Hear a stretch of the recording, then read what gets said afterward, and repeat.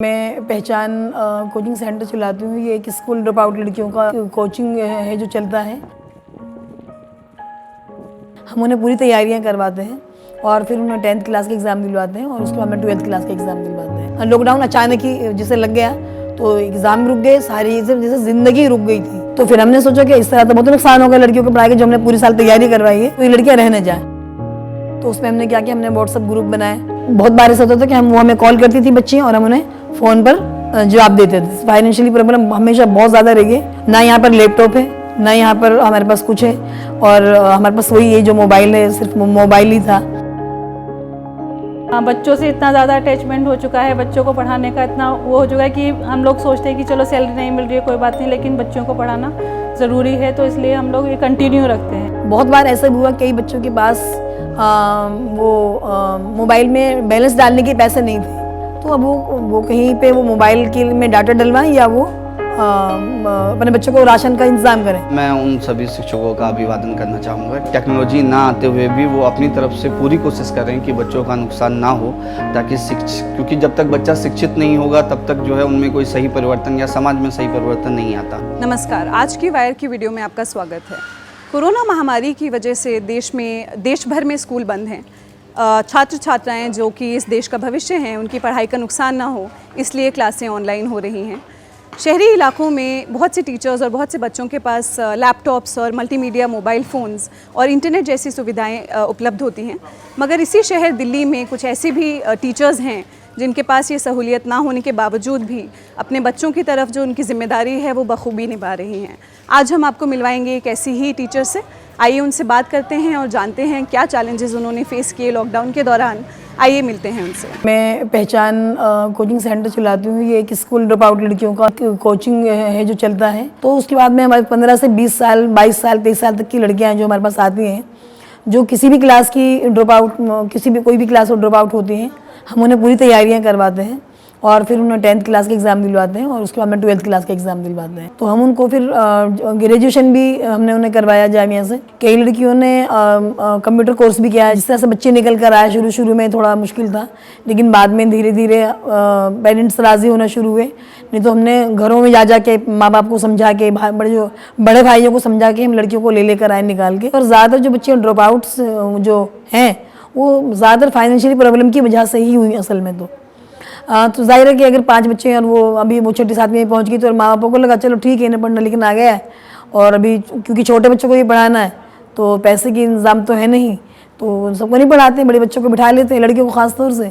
2011 से जब से हमने एग्ज़ाम दिलाने शुरू किया, हर साल तकरीबन 35-40 लड़कियाँ हैं जो 10th क्लास 12th क्लास या graduation first year second year third year के एग्ज़ाम देती हैं। मैं यहाँ पर बच्चियों को Hindi, home science, political science, sociology बच्चों को पढ़ाती हूँ। मैं यहाँ पर कम 10 साल से मैं इन बच्चों को पढ़ा रही हूँ। सैलरी तो वैसे मिलती है, लेकिन जब से ये कोविड शुरू हुआ था, लॉकडाउन हुआ, उसके बाद से सैलरी नहीं मिल पा रही है। बच्चों से इतना ज़्यादा अटैचमेंट हो चुका है, बच्चों को पढ़ाने का इतना वो हो चुका है कि हम लोग सोचते हैं कि चलो सैलरी नहीं मिल रही है कोई बात नहीं, लेकिन बच्चों को पढ़ाना ज़रूरी है, तो इसलिए हम लोग ये कंटिन्यू रखते हैं। जब लॉकडाउन शुरू हुआ था उस टाइम पे मेरी बच्चियों के एग्ज़ाम चल रहे थे, 10th और 12th क्लास के बच्चों के एग्ज़ाम चल रहे थे, तो हम तो कंटिन्यू कर ही रहे थे। लेकिन पहले ये था कि एक लास्ट एग्ज़ाम रह गए थे, तो एक दिन का ये था कि जनता कर्फ्यू है, तो मैंने बच्चों से बोला कि ठीक है आप एक दिन का है तो आप मंडे से आइए या अगले दिन से आइए ताकि मैं आपकी पढ़ाई कंटिन्यू करा सकूं। लेकिन जनता कर्फ्यू के बाद फ़ौरन ही ये हुआ कि अब ये कंटिन्यू होने लगा कि लॉकडाउन अभी 7 दिन का लॉकडाउन है, फिर उसके बाद ये कंटिन्यू।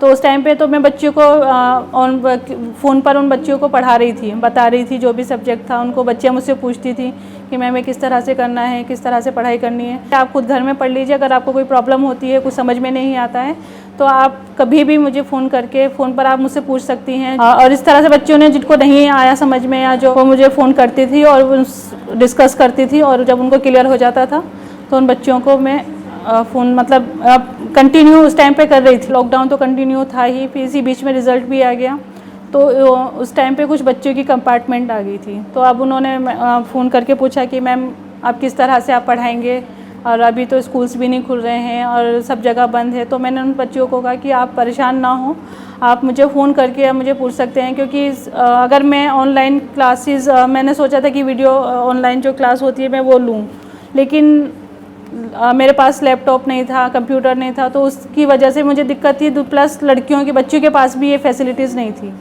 लेकिन कुछ बच्चों के पास एंड्रॉयड फ़ोन थे, तो मैंने उनसे बोला कि आप ऐसा करते हैं कि ग्रुप बनाते हैं, व्हाट्सएप ग्रुप बनाते हैं और उसके ऊपर हम पढ़ाई अपनी कंटिन्यू रखते हैं। उसमें भी यही दिक्कत हुई कि कुछ बच्चों ने बोला कि मैम हमारे पास तो एंड्रॉयड फ़ोन ही नहीं है, तो हम किस तरह से इसको कंटिन्यू करें। पर जिन बच्चों के पास एंड्रॉयड फ़ोन थे, व्हाट्सएप पे जो कर सकती थी, तो व्हाट्सएप पे मैं बच्चों को कंटिन्यू उनकी क्लासेस कराती रही। लेकिन जिनके पास बच्चों के पास नहीं था, तो वो मुझे कॉल करती थी और मैं उनको फ़ोन पर ही सारी चीज़ें क्लियर करती थी। और ये था कि उसमें टाइम भी लगता था, लेकिन ये था कि बच्चों के साथ अटैचमेंट भी था और ये भी था कि अच्छा रिजल्ट बच्चों का आ जाए, क्लियर कर लें। यहाँ पे पढ़ाना मैंने इसलिए शुरू किया क्योंकि मैं देखता हूँ कि जो बच्चे हैं वो पिछले तबके के हैं, जो जिनको दिक्कतें होती हैं पढ़ने में, जो खुल के बाहर नहीं जा पाते, तो इनकी बच्चों की स्पिरिट देख के बहुत अच्छा लगता है कि और इनको पढ़ाने में खुशी महसूस होती है कि हाँ हम भी कुछ दुनिया में बदलाव कर रहे हैं। मैं यहाँ पे इंग्लिश लिटरेचर पढ़ाता हूँ और पॉलिटिकल साइंस पढ़ाता हूँ। हम लोग नहीं चाहते थे कि बच्चों को पढ़ाई का नुकसान हो, क्योंकि ये लोग भी बहुत दिक्कतों के साथ पढ़ रहे होते हैं, तो इसीलिए सैलरी को हमने इतना अहमियत नहीं दी। मैम लैपटॉप ना होने के कारण बच्चों से डायरेक्टली जो है एक साथ 40 बच्चे अगर रहते हैं तो वो जो फ़ायदा मिलता है या मोबाइल से जो फ़ायदा मिल जाता है कि बच्चे जो है एक साथ टॉपिक्स को समझ पाते हैं। जो क्वेश्चन वो पुटअप नहीं कर पाते, बाकी बच्चे अगर उस क्वेश्चंस को पुटअप करते हैं तो उनका भी ध्यान उस ओर केंद्रित हो जाता है, तो इससे उन्हें अच्छे से समझ में आता है। बट लैपटॉप ना होने के कारण ये सब परेशानियां थोड़ी हुई हम लोगों को, और अभी भी हो रही है। हमने एक एक करके बच्चों को कॉल किया और बच्चे भी जब उनको किसी चीज़ में दिक्कत आती है तो पर्टिकुलरली हर इंडिविजुअल बच्चे पे हमने ध्यान दिया ताकि उनकी पढ़ाई अच्छे से हो सके। उनके क्वेश्चंस हैं मैम, हमने उसको रुकावट नहीं आने दिया। हमने कोशिश की कि बच्चों से जो है सवाल करें। बच्चों को भी कहा कि आप व्हाट्सएप ग्रुप पे या फिर कॉलिंग करके आपस में जो है टॉपिक्स को डिस्कस करें और फिर जो सवाल ना आए वो आप हमसे पूछें। मैम बच्चों को अगर हम इंडिविजुअली कॉल करना पड़ता था तो उसमें वक्त थोड़ा ज़्यादा लगता था, तो करीबन 4-5 घंटे से ज़्यादा ही जो स्कूल आवर होता है उससे ज़्यादा वक्त देना पड़ जाता था। तो इतनी कोशिश कर रहे हैं लॉकडाउन में भी, और टेक्नोलॉजी ना आते हुए भी वो अपनी तरफ से पूरी कोशिश कर रहे हैं कि बच्चों का नुकसान ना हो, ताकि क्योंकि जब तक बच्चा शिक्षित नहीं होगा तब तक जो है उनमें कोई सही परिवर्तन या समाज में सही परिवर्तन नहीं आता। तो इसका जिम्मा सबसे ज़्यादा जो है वो शिक्षकों के ऊपर होता है। तो मैं शिक्षकों का धन्यवाद करता हूँ कि उन्होंने इतनी कोशिश की, सैलरी भी नहीं देखा। जो हमारे यहाँ पे जैसे लड़कियाँ जब 18-19 साल 20 साल की होती हैं तो फिर शादियों का वो सिलसिला शुरू हो जाता है। तो यहाँ पर पढ़ने से फ़ायदा ये हुआ कि जिन घरों में ये जो रीत चली आ रही थी, तो वहाँ पर क्या हुआ कि पढ़ाई की वजह से वो लड़कियाँ उनकी पढ़ाई भी, उनकी शादियाँ रुक गई और एक तरह माँ बापों को मिला कि जब बिल्कुल ही कंप्लीट पढ़ाई हो जाएगी तभी शादियाँ करेंगे। आजकल हर लड़की अपने इंसाफ की लड़ाई लड़ने के लिए फ़ौरन तैयार होती है, वो निकल खड़ी होती है इस बात के लिए। यहाँ पे जो गवर्नमेंट स्कूल है वो काफ़ी कम से कम 7-8 किलोमीटर की दूरी पर है, तो वहाँ पर वो क्योंकि लड़कियाँ बड़ी हैं तो वहाँ पर वो जिस तरह के माहौल हो गए हैं तो वो नहीं जाने दे सकते हैं वहाँ पर। पिछले साल हमारी 6 लड़कियाँ फर्स्ट डिवीज़न से पास थी, 3 12th और 3 10th की। अचानक जब लॉकडाउन मार्च में जब शुरू हुआ लॉकडाउन, तो उस वक्त हमारे बच्चों के एग्ज़ाम चल रहे थे बोर्ड के। लॉकडाउन अचानक ही जिसे लग गया तो एग्ज़ाम रुक गए, सारी जैसे ज़िंदगी रुक गई थी। पढ़ाई पर बहुत ज़्यादा असर पड़ा था, लेकिन हमें लड़कियां भी परेशान थी और हम लोग खुद परेशान थे। तो फिर हमने सोचा कि इस तरह तो बहुत नुकसान होगा लड़कियों की पढ़ाई के, जो हमने पूरी साल तैयारी करवाई है। पहचान की बस फाइनेंशियली प्रॉब्लम हमेशा बहुत ज़्यादा रही है। ना यहाँ पर लैपटॉप है, ना यहाँ पर हमारे पास कुछ है, और हमारे पास वही ये जो मोबाइल है। तो उसमें हमने क्या किया, हमने व्हाट्सएप ग्रुप बनाए, लड़कियों के सबके नंबर डाले। अच्छा, बहुत बार ऐसा भी था कि लड़कियों के पास, सबके पास घरों में मोबाइल नहीं थे, तो उसके किसी के फादर का मोबाइल था, किसी के भाई का मोबाइल था। बहुत बार ऐसा भी होता था कि अगर जैसे नेट यहाँ पर मेरे यहाँ वाईफाई था, वो भी हमें उसको भी ऑफ करवाना पड़ा, हम वो दे नहीं पा रहे थे। फिर वो जो पर्सनल डाटा होता हमारे मोबाइल में वो कभी कभी नेट पर काम नहीं कर रहा, तो बहुत बार ऐसा होता था कि वो हमें कॉल करती थी बच्ची और हम उन्हें फ़ोन पर जवाब देते थे। कई बच्चों के पास मोबाइल में बैलेंस डालने के पैसे नहीं थे, कई लड़कियों के पास।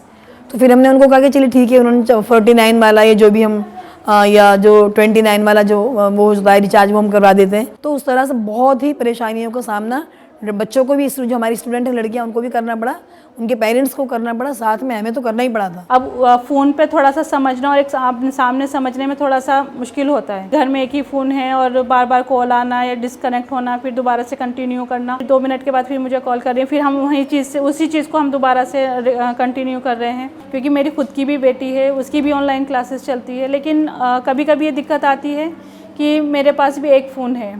अब या तो मैं अपनी बेटी को क्लास दे सकती थी या मैं खुद क्लास ले सकती थी, तो उसके लिए भी मैंने ये सोचा कि पहले मैं अपनी बच्ची की दिन में मॉर्निंग में इसकी क्लास चल रही है तो पहले वो क्लासेस लें, क्योंकि वो पूरा ग्रुप, एक पूरा स्कूल का ग्रुप था उनका, तो ये था कि उनको फिर आफ्टरनून में मैं अपनी क्लास करती थी। तो हमें फिर किसी ने बताया कि जूम पर भी क्लास होती है। जूम मुझे नहीं मालूम था, जूम लिंक किस तरह से उसका पासवर्ड डालते हैं, किस तरह उसको वो करते हैं डाउनलोड, तो बहुत सारी चीज़ें जो हमें नहीं पता था क्योंकि हम उसको यूज़ ही नहीं कर रहे थे। और लॉकडाउन में बहुत सारी ऐसी चीज़ें थी जो नई, जो हमें पता चली कि भाई हम जूम पर भी क्लास ले सकते हैं। फिर वो हमने लड़कियों को फ़ोन पर बात करी, फिर उनके जो भाई थे या उनके फादर थे उनको हमने बताया। तो कुछ क्लासें ऐसी थी जो इस तरह में ये मेरे लिए बिल्कुल नया था। हम लड़कियों को फ़ोन कर रहे थे तो पता चला कि फादर के पास से ये भाई घर में अभी मौजूद नहीं है। तो बहुत सारी लड़कियों की वो 2-3 क्लासेस तरह हो पाई बहुत मुश्किल से, और आखिर में ये हुआ कि जो पिछले हफ्ते क्लास हुई सिर्फ 3 लड़कियाँ थी जो प्रेजेंट थी उसमें।